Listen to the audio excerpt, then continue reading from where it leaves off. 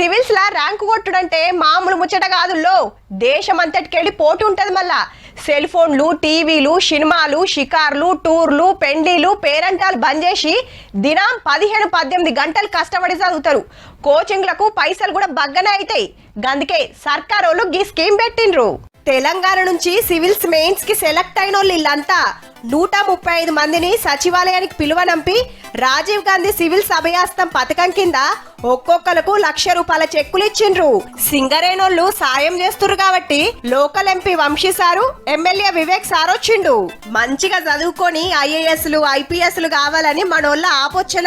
సచివాలయం వచ్చిన తర్వాత ఎవరిని రానివ్వకుండా పోలీసుల పహారాల మధ్యలో కాపలా కాసేది. ఒకప్పుడు నేను వచ్చినా, సీతక్క వచ్చినా, ఎవరం ఇందులో అధికారులను కలవడానికి వస్తే బయటనే పోలీసులు అరెస్ట్ చేసి కొలువుల కోసం కొట్లాట అవసరం లేదు. జాబ్ క్యాలెండర్ల చెప్పినట్టే నింపుతాం.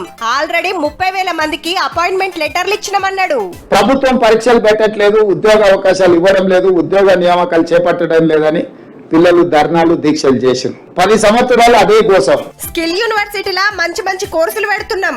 అందులో ట్రైనింగ్ అయిన వాళ్ళకు పెద్ద కంపెనీలలో జాబ్ గ్యారెంటీ వస్తుందట.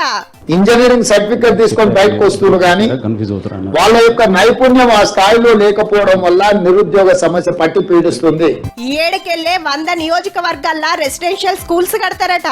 ఒక్కొక్క బడికి 15 కోట్లు పెడతాదట సర్కార్. అట్లనే 10 రోజుల్లో యూనివర్సిటీలకు వీసీలు వస్తారట.